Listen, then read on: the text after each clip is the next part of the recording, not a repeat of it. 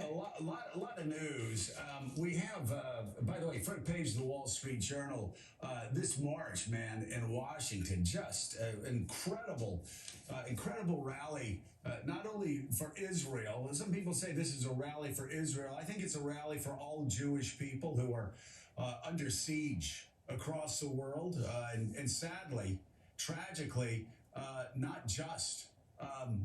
In Israel and in Gaza, but sadly for who we are as a people on some of our most elite college campuses. Willie, I would love to tell you that, you know, word from my children and friends of my children are saying, hey, we're turning a corner and people are more into. No, they're not. Not the anti-Semitism on college campuses. Here we are over a month later. It's gross, it's sickening, and yet you have to hold the presidents of the universities accountable. You have to hold, I mean, the signs that they're allowing up, some of that is not free speech. Some of it is just Hamas propaganda, and they allow our children's brains to be rotted with it. It's grotesque. It is grotesque, and it's been over a month of this now, just explicitly since the war. It's been many, many years, of course, before that. But we have seen a small handful of these schools push back. Some of it is tokens. Some of it looks like gestures where they have said to some of these groups for 30 days, you cannot hold events on our campus because some of the rhetoric we've seen from you talking about some of the pro-Palestine and frankly, in some cases, pro-Hamas marches and rallies that we've seen. But that scene, the pictures we're looking at yesterday, a massive crowd, more than 100,000 people by some measures, totally peaceful, calling for the return of the hostages, many of them children, some of them senior citizens being held inside Israel. Some political leaders were there too, but you're right, Joe. This was about more than Israel. This was about Jewish people around the world and here in the United States feeling under siege in the last month or so. Jewish people being under siege, and just a couple of things. First of all, it is fine I think we would all agree here that rallying for the Palestinian people, fine. I mean, the Palestinian people have been treated horribly. I mean, you look at what Assad did to the Palestinian people. You look at the tens of thousands of Palestinians that were killed by Assad in Syria. You look at what's happened to Palestinian people being killed and treated badly across the Middle East by other Arab countries. You look at the 500,000 Arabs slaughtered by Assad in Syria during that civil war. I mean, yes, I think we're all sickened by it. We talk about it here all the time. It's really bizarre that when Arabs kill Palestinians, well, gee, there are no protests. When Assad kills tens of thousands of Palestinians, no protests. Suddenly, it's like, whatever. We don't care. Leave us alone. But when there's a chance to attack Jews, that's when suddenly everybody jumps on, and suddenly it becomes this massive cause. Because, and we're going to talk about this right now. We're going to talk about the fact that it's been confirmed now. It's been confirmed that Hamas is hiding their troops and their operations in hospitals.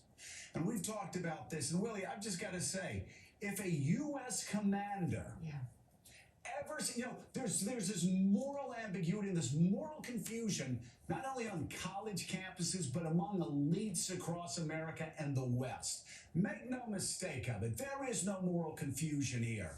If a U.S. commander ever suggested or ever moved troops in a hospital to hide from the enemy, they would immediately be court-martialed. They would be taken out of the command structure of the United States military. They would be court-martialed. They'd be dishonorably discharged.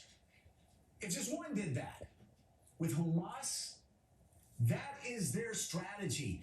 We knew from the day the attacks came, they were going to go, they were going to hide behind civilians, they were going to hide in schools, they were going to hide in hospitals. We knew that. And it's exactly, Willie, It's exactly what's happened. It's again, Wall Street Journal editorial page talking about it in their lead editorial, talking about the fact that today in Gaza, Hamas terrorists used the same war crime tactics that ISIS did in the Battle of Mosul. Only now, observers rush to apologize for it. When ISIS was hiding in hospitals in the Battle of Mosul, oh, everybody said this is the worst thing in the world. Now that Hamas is doing it, it's not Hamas that's getting criticized.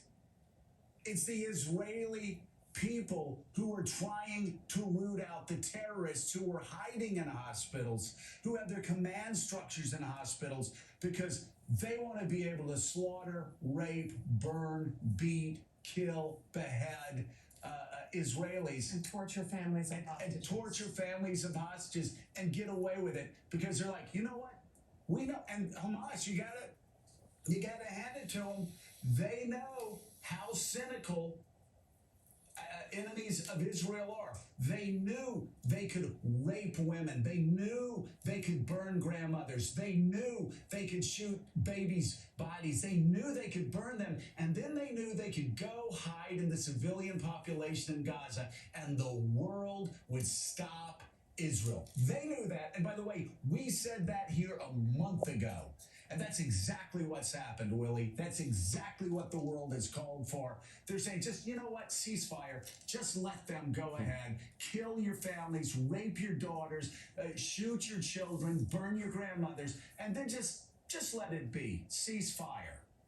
And to your point, the National Security Council here in the United States said yesterday now, for the first time publicly, that yes, Hamas is hiding weapons, ammo, and people, civilians in those hospitals, putting themselves behind the civilians. I mean, the difference that what you're laying out is the United States military, the Israeli militaries, most militaries around the world, they put themselves between the enemy and the civilians. Hamas, which is not an army, it's a terrorist death cult, puts civilians between the enemy and themselves to hide and protect themselves. And we should say the same thing about this question about fuel, which is direly needed in this hospital around. Hamas has fuel. We'll say it again. Hamas has fuel. They're using it to fight this war. They're using it to attack civilians and kill people in Israel. They have fuel. They could be giving it to power those generators at the hospitals so those tragic scenes of infants dying didn't have to happen, so that people didn't have to be taken off life support. Hamas has fuel. They just don't want to use it because they don't care about their own people. Well, and what if we said here from day one, when Hamas kills a Jew, that's a victory for Hamas. When a Palestinian dies, that's a victory for Hamas. And when a Palestinian baby dies, because Hamas holds the fuel so they don't power the generators for the hospitals where they're hiding, that's an even bigger victory for Hamas. It is a death cult, and Willie just put it best. In the United States, our men and women in uniform put themselves between civilians and the enemy. Hamas, that death cult, they do just the opposite. They put civilians between people that are coming to bring justice to them for their terrorist acts. They put civilians between them and the people that are looking for them. We also are going to preview the high-stakes meeting today between President Joe Biden and Chinese President Xi Jinping.